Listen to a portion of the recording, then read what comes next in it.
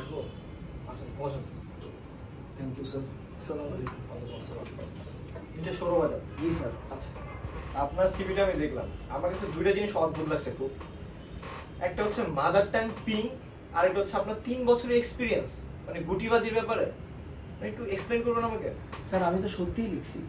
মানে তেলবাজি গুটিবাজি করছেন 3 বছর ধরে? স্যার আমি যে অফিসে গেছি সেই অফিসের গুটিবাজি তেলবাজি করে ফাটায় ফেলাইছি।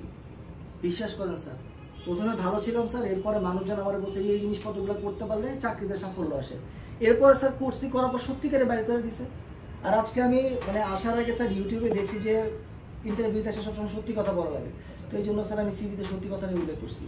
আর স্যার যে মাদার টাং পিঙ্কের যে কথা বলছেন স্যার, আপনি একটু চেক করুন তো, আপনার আম্মুর জিহ্বাও কিন্তু স্যার পিঙ্ক কালার। আপনার টপিক আমার টপিক, এ দেখেন।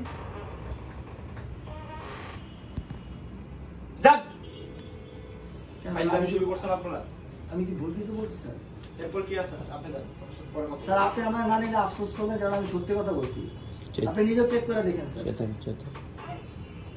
কই থেকে আসে এগুলো? আপনার আম্মুর জিহ্বার কালারও কিন্তু পিঙ্কি স্যার। গুটিবাজির জন্য 3 বছরের এক্সপিরিয়েন্স।